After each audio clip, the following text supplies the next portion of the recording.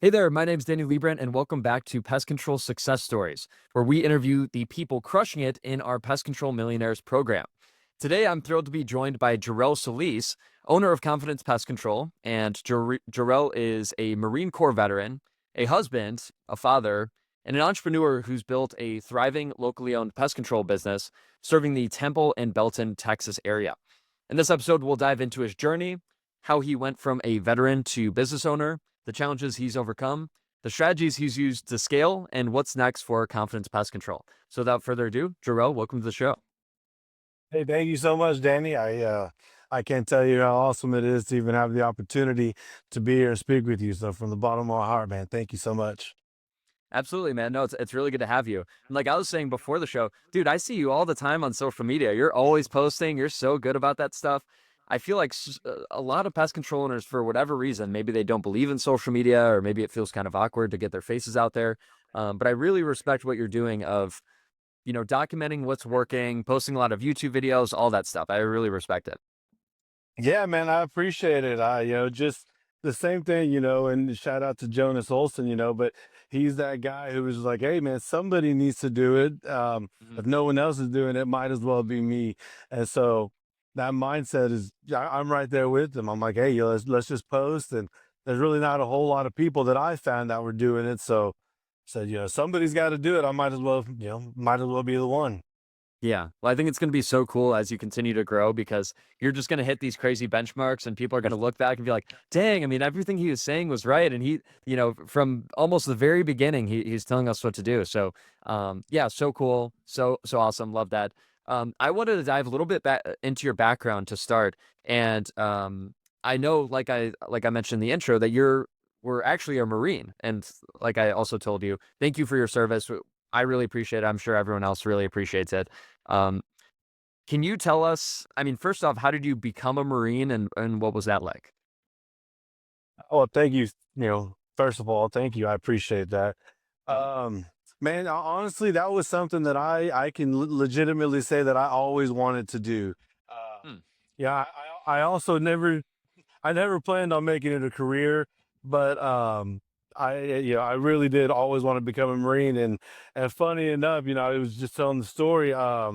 My best friend and he slash cousin, he in seventh grade was our very first football game, and we were at school, and that was actually September 11th, 2001. And I remember just that day, obviously, anybody who's of age and remembers that, I definitely remember. And they canceled all of our games, and we were walking home that day, and I just, to be completely honest, I couldn't believe that it had just happened. And I remember telling my cousin Josh, I said, "Hey, man, when I'm 18, I'm going to be in the Marines, and I'm going to be fighting the guys who did that to us." Mm.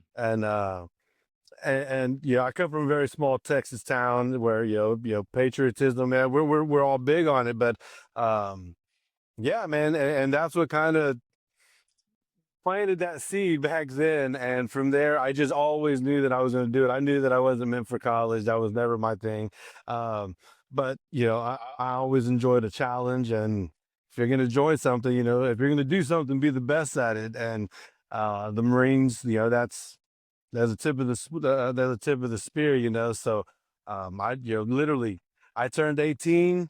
I actually enlisted my junior year of high school, so I was already ready to go. And so that entire Mm. year of my senior year, I was just kind of waiting. I knew that I was going to be shipping off to boot camp, pretty quick after graduation, and that's exactly what happened. So I did that again. I knew that I wasn't going to make a career out of it, but it's something that I always wanted to do, and so I'm proud to say that I served my country for sure.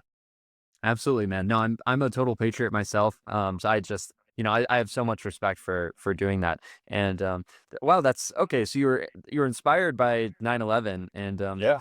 also what I wanted to mention was so usually I join these podcasts about 15 minutes before just so I can get my Got it. script in, so I can, make sure everything's set up. And you joined the podcast like 15 minutes early too. And I was like, Jarrell, why are you so early? And you said because, you learned as a Marine that 5 minutes early is 10 minutes late. And I just kind of wanted to touch on that and like overall, what would you say are some of the biggest lessons you learned as a Marine?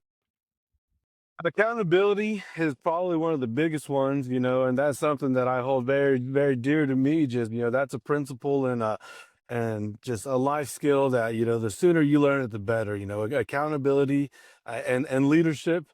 I don't know if you've ever read the book Extreme Ownership by Leif Babbitt and Jocko Willink. There's some Navy SEALs, but they talk about the military and how they really instill leadership. I mean, from the bottom to the top. So E2 is in charge of the E1, the E3 is in charge of the E2, the E1, and so on. And so that's something that I kind of just I was around some of the best leaders that this country has to offer, and so I took a lot away from them. I had some bad ones too, but I throw away the bad, keep the good. And so leadership, and one thing that was pretty consistent with them was accountability. Just, hey, if you mess up, be accountable for it. Just take pride in what you do. And so leadership and accountability are two of the things that I've taken away, and that I carry with me, and I try to instill in my children as well.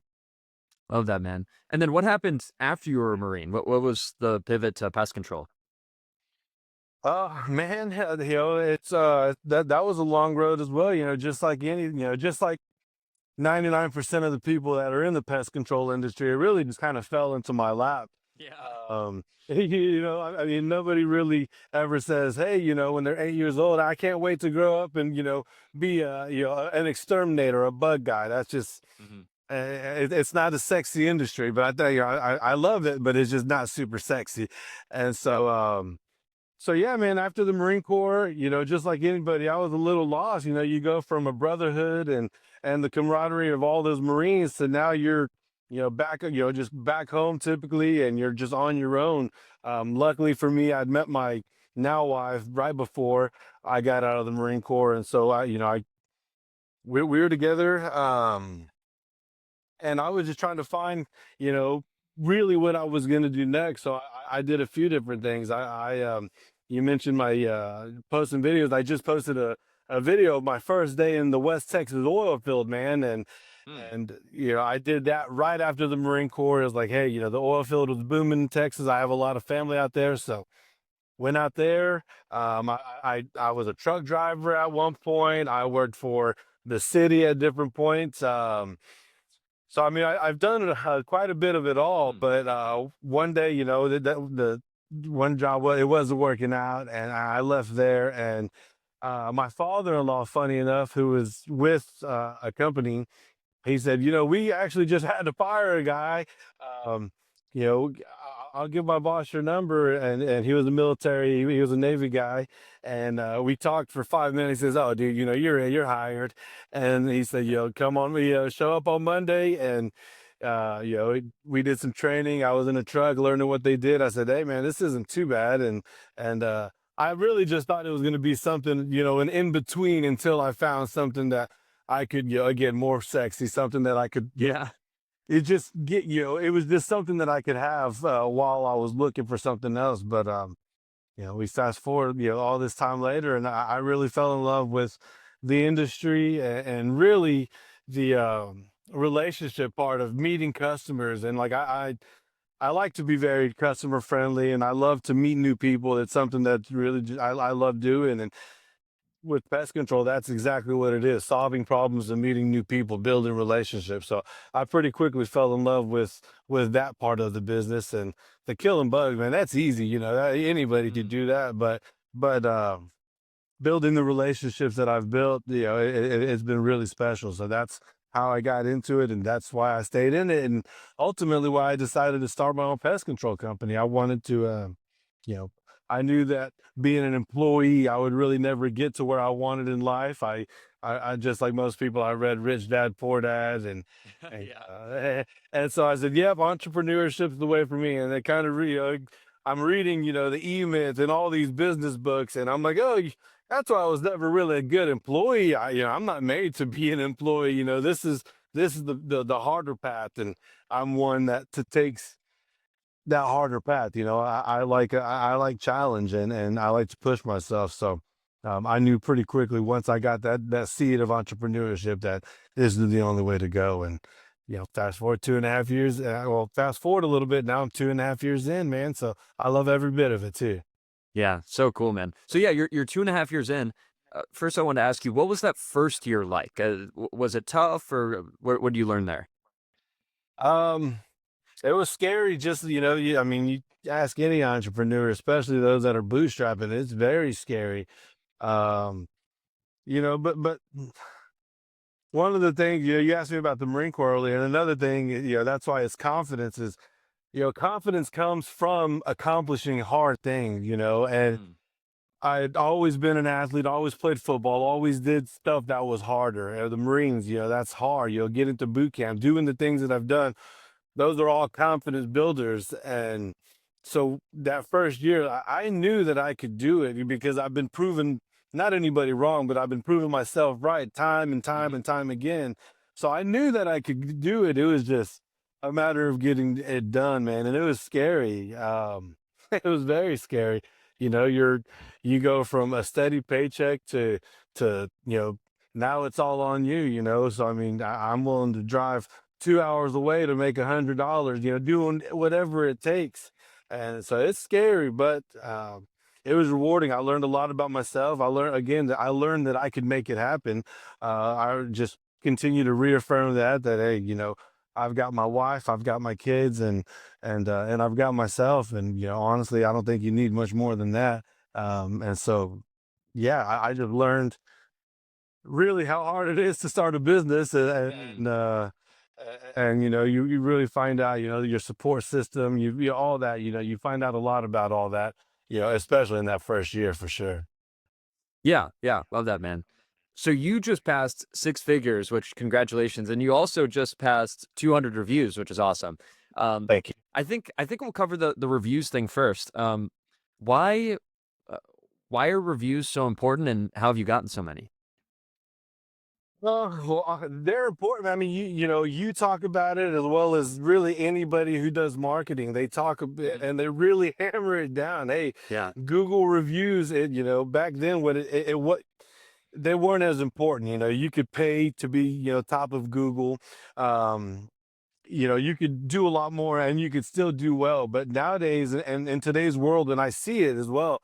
And I'm somebody who does that when I'm looking for something, whether it's Amazon or Google restaurants. The first thing you do is you look at the reviews to make sure yeah. that they're trustworthy. Um, and so that, I'm like, okay, well, clearly that has relevance. That's a lot of relevance. And I listen to podcasts, from shout out to the Bug Bugs guys. They talk about reviews and how important they are. Jonas and his all his guests, they talk about reviews, and you talk about reviews. And so listen, I'm not trying to reinvent the wheel. Like I mentioned to you earlier, hey, you guys are already there. Or y'all are talking to the guys who are already there, and they talk about how important the reviews are. So I said, hey, there's clearly something here with that. So I just made it a point to get reviews. Um, and you just got to ask for them. So many Mm, people are scared to ask. yeah.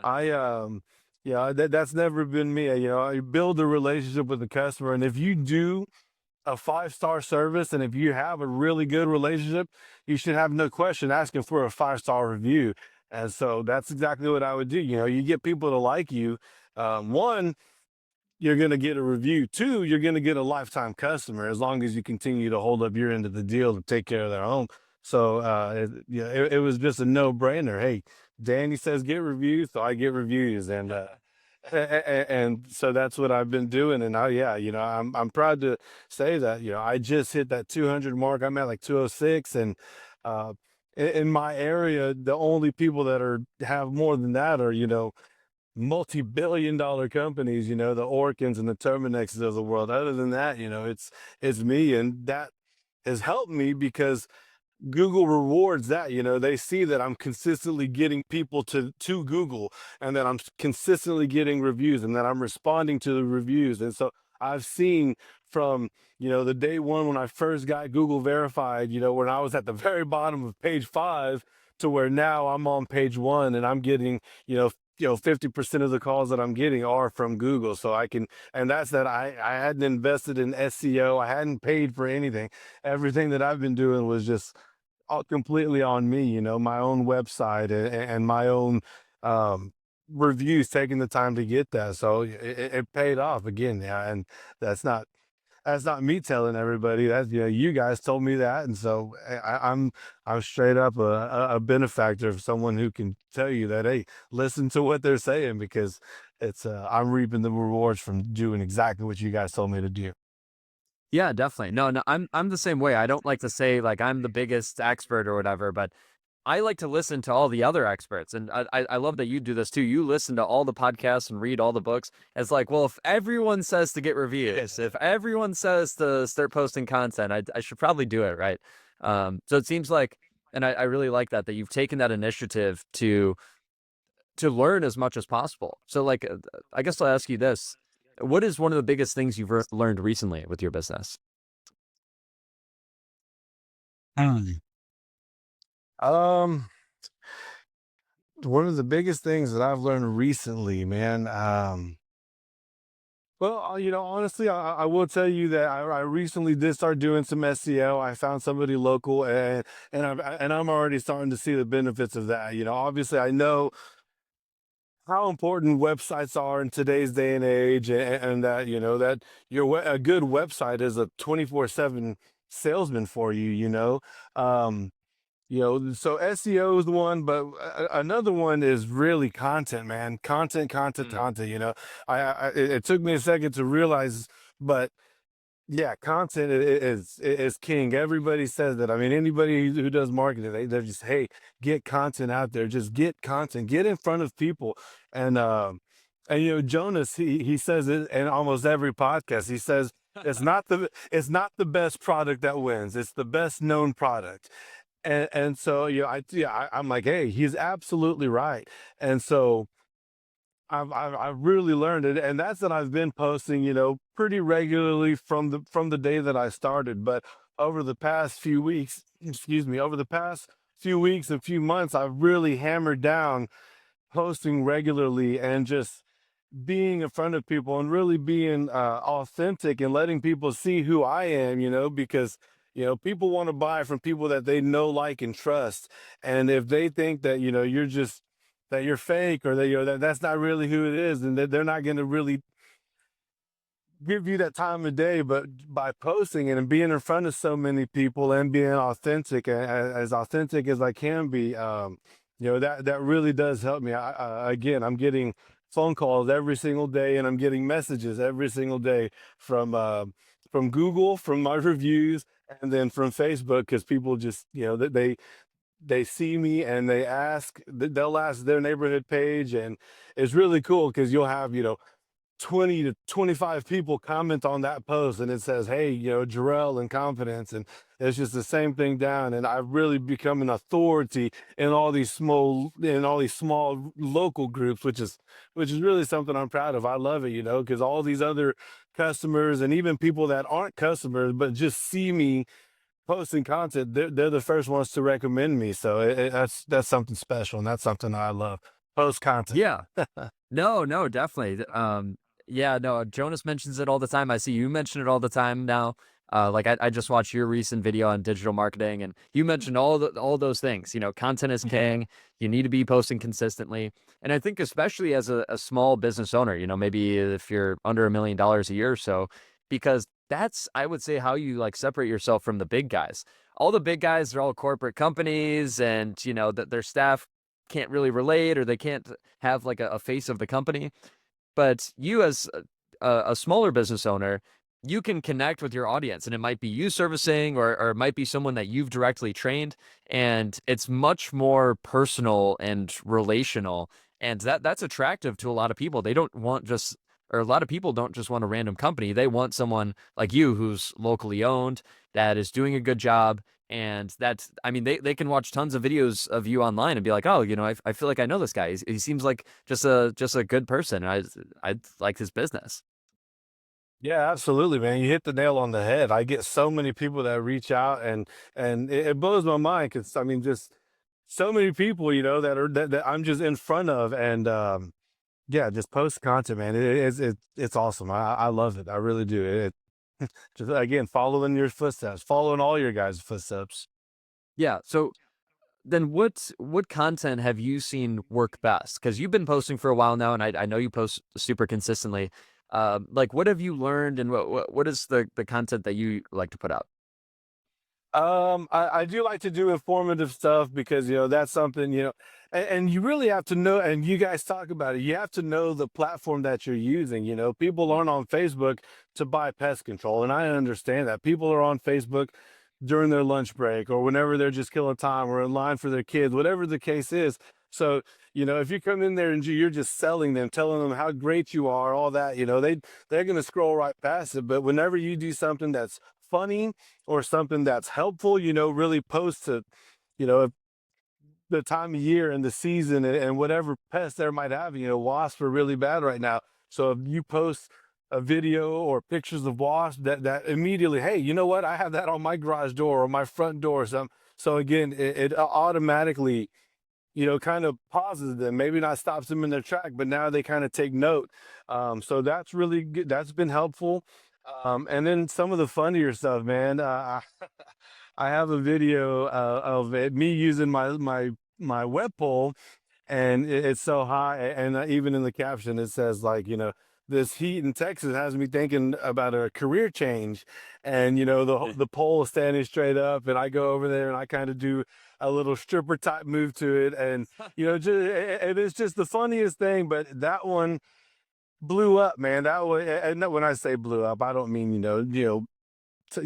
trending area. It's not TikTok, man. It's nothing like that. But in the area, I've had, and I can honestly, guys, say this, that I've had multiple women, show up, when I show up and they're like, "Hey, did you bring your pole?" And, it's just the funniest thing. And so, again, knowing your platform, so Facebook, and that's typically what I use for the most part. So, funny humor stuff will get their attention. They're gonna laugh at that. They're gonna like that, and they'll typically go view your profile because that was funny, and they'll see the other stuff. And so the informative stuff. I'm all about. Listen, I don't necessarily need to be your pest control company. I want to be your pest control resource.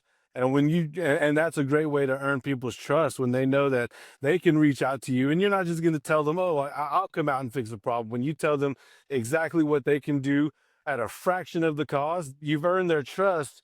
And then they're like, you know what? Actually, you just come do it. And Mm. just informative information and then humor have really done well for me. Absolutely, man. Yeah. That reminds me of a really good quote from Alex Ramosi, which is, give away all the secrets for free and then sell the implementation. And it's the same thing that you're saying there. You can teach everyone about every single aspect of pest control, every single thing you know, which you know a lot. But at the end of the day, do people really want to do pest control? I mean, Yeah. they just, I mean, I'd rather just have you come to my house and do it for me. But you still show that you know what you're talking about, that there's some trust there.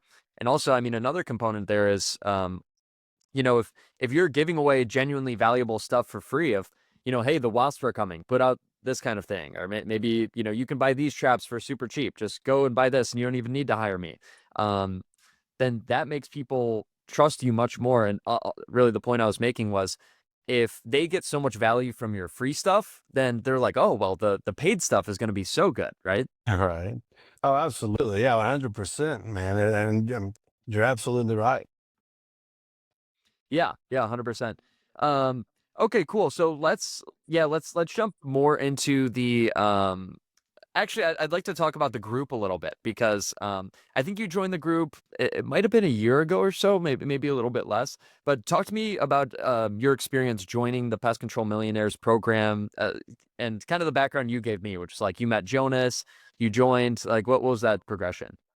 Yeah, you bet, man.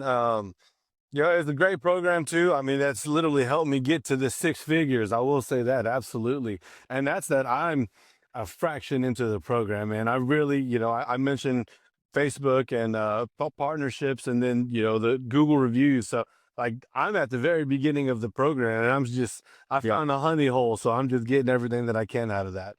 Um, but Yeah, I started in January. I had actually, I've been listening to Jonas's before I started my company, and I like his stuff. I've reached out to him in the past just to let him know that he's doing a great job. Um, and so, being on Facebook and the pest control community, it feels a lot bigger whenever you're a part of it, but it is a very small, community. And so it's easy for some of these other, anybody doing something. Jake Sheldon was actually, he found me pretty easily, especially because he was out of the Austin area. And so he reached out to Hmm. me and told me a little bit about it. And, I was super interested. Obviously, we're all wanting to grow. And I took the leap and I bought the program. And I mean, it helped me scale from the 100 customers that I was at, to which took me 18 months to get to. I've been able to get an additional 100 customers, a little over 100 customers. And I know to most people that's not a lot, but for if you're just a solo entrepreneur, it's a big deal. Um, and so yeah, it definitely helped me get there in a much shorter time than it definitely moved the needle and helped me grow much quicker. The group's been great, man. Jonas is Jake, yourself, you guys, you know what you're talking about, and even when it's something you might not be specifically, knowledgeable about it. You have the people on, whether it's your podcast or just the training that you guys are doing with that, you're just teaching it, and y'all have learned so much, and you've been able to help us with that.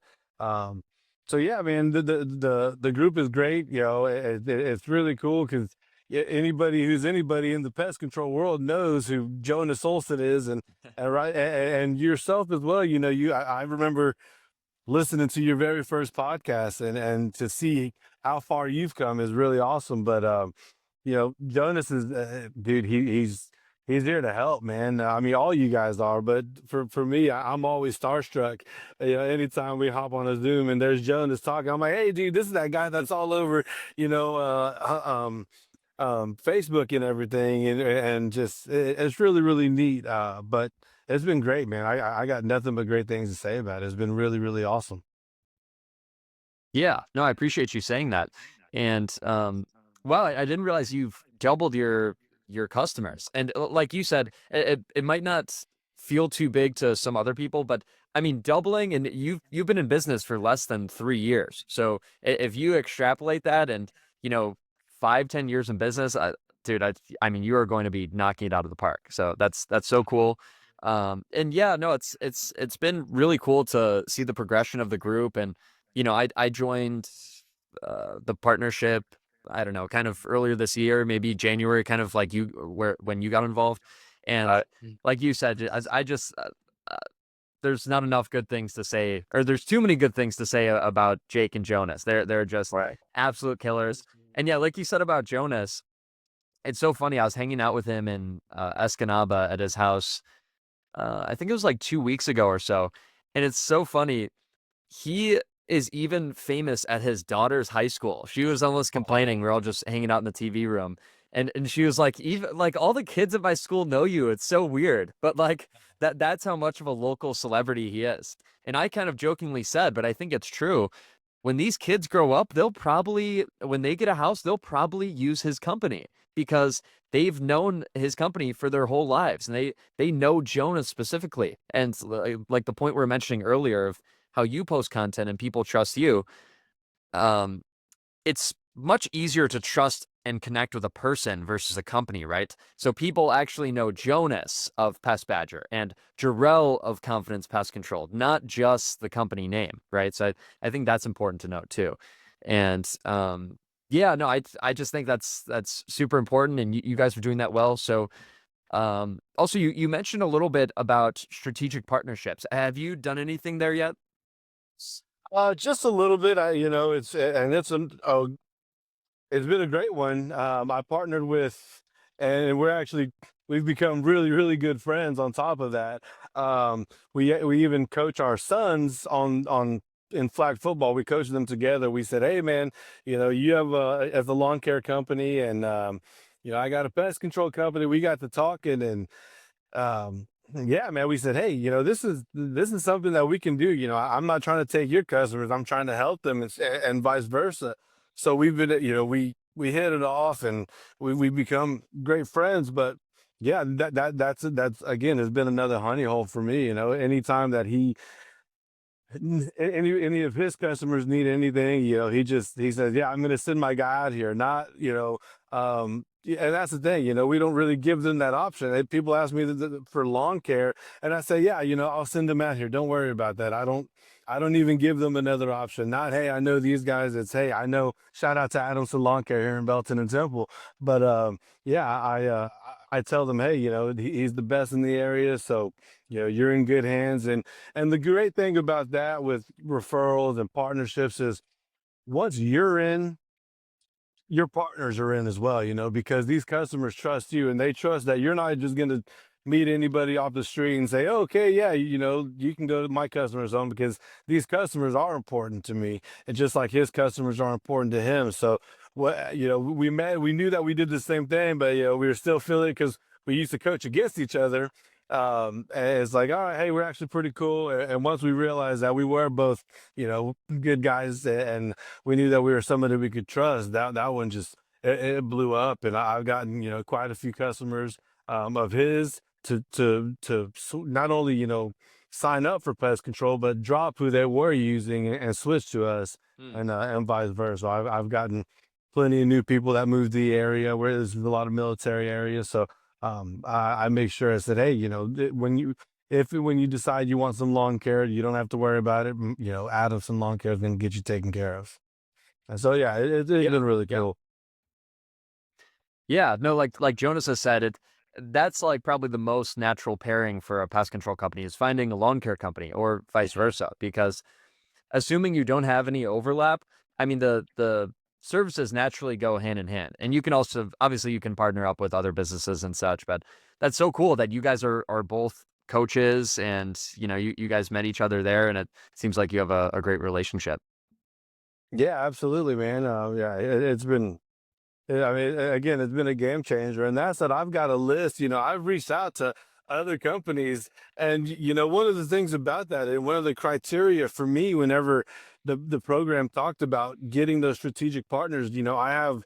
I wish I had my journal with me because I had, HVAC, and I had, 10 companies, and then lawn care, and plumbers and electricians. I had, a list of all these people, and again, I wasn't just going to say, "Hey, do you want to partner up?" I wanted to call and make sure that they at least shared some of the same values and some of the core principles that I did. And, it really is, for me, it blew my mind to see how many people just wouldn't even answer their phone, or when they did Man. answer the phone, not very customer friendly. And just, yeah, it really, it shook me. And so that's why I've been that's why I've only got, the one guy that I partner with, just because I want to have somebody that again has some of the same values and has the principles, and that I can trust to send my customers that way, because again, these customers are the lifeblood to making sure that my kids eat. So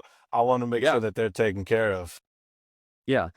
That's actually a really good point because if let's say you stack up a ton of strategic partners, but then a lot of them are doing bad business, they have bad employees, they do bad work, they have bad reviews, then that's directly a bad look for you. If you're referring all your customers to, this HVAC guy or this moving company, and then they do a bad job, that's a really bad look for you and your customers. And that could even mean that, I don't know, maybe you break the relationship with your customers and maybe you lose them. So I think that's smart of you to kind of hold off there. So something I have been recommending to clients recently, and just kind of pest control guys in general, is how you can get in the door with them and how I get in the door with a lot of other people, like even how I met Jonas and Jake, is you could interview these local guys. I think that would be a good strategy of instead of, directly pitching them on a partnership, you could just interview all the people in your area and, maybe something comes out of that, maybe it doesn't, maybe they take you out to lunch or something. But I really like that strategy and recommend it. Yeah, no, you talked about it with I think Dennis, you in one of your podcasts about the importance and how having a podcast would really benefit you, especially hyper locally. And so that's absolutely. I've got the mic at home. I've got I'm working on that because I do again. This is home for me, and I want to. Highlight them to help them out. I love helping Yeah. people, but then it's just you know the law of reciprocity, and I don't do it for the for the reciprocating effect. That's genuinely not why I do it. I want to help, but the universe has a funny way of you're Yeah. gonna help somebody, and by the way, just the way that it works is you're gonna end up benefiting. And I I don't. It's never a you scratch my back, I'll scratch yours. It's never that. It's hey, man. There's just so much room for all of us to eat at this table, in the same Mm. industry or different industries. So that's something that you mentioned my YouTube channel, and that's something that I'm going to be doing, especially as we start slowing down in the pest control season.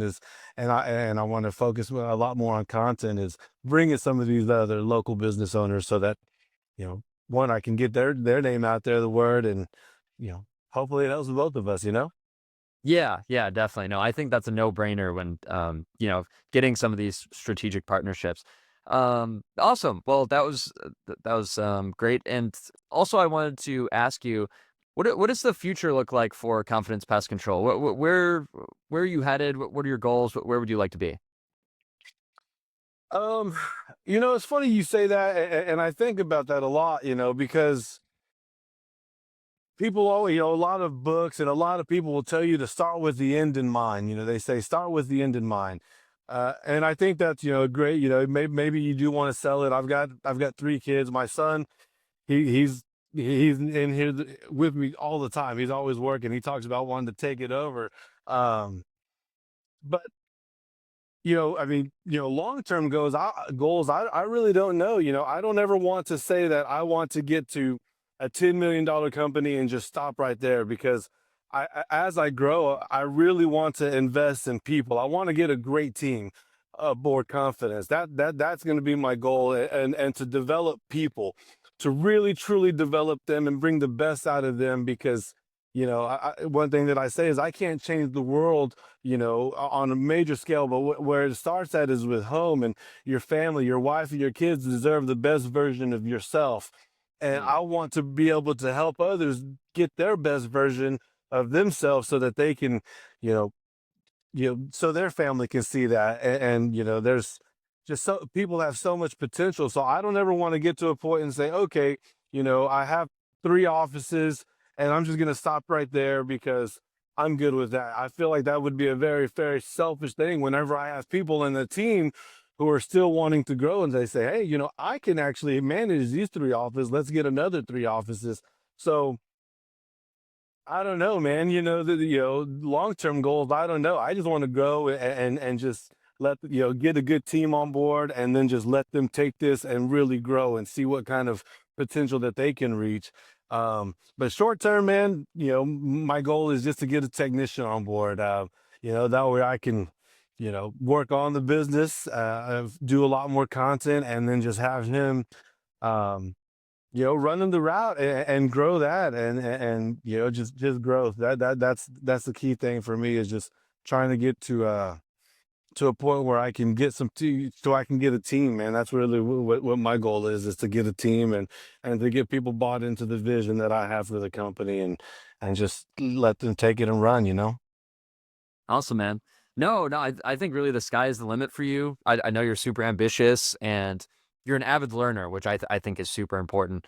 And yeah, no, man, I think you're gonna crush it, and we'll definitely have to make sure to stay in touch. Maybe I'll interview you here, and I don't know, maybe a year from now, and we can see where you're at. Absolutely, brother. Yeah, hit me up in a year, and again, I'm sticking to the program, man. I stick to the script. If I could tell anything to the listeners, hey, don't try to reinvent the wheel, man. Just find somebody who's where you want to be at, and follow their path. And yeah, come back to me in a year, and hopefully we've doubled or tripled in size by then, man.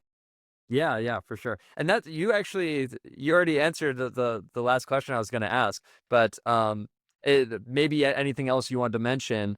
Um, what is your message for other pest control owners out there? What do you want to tell the community? What's on your heart and you want to let people know?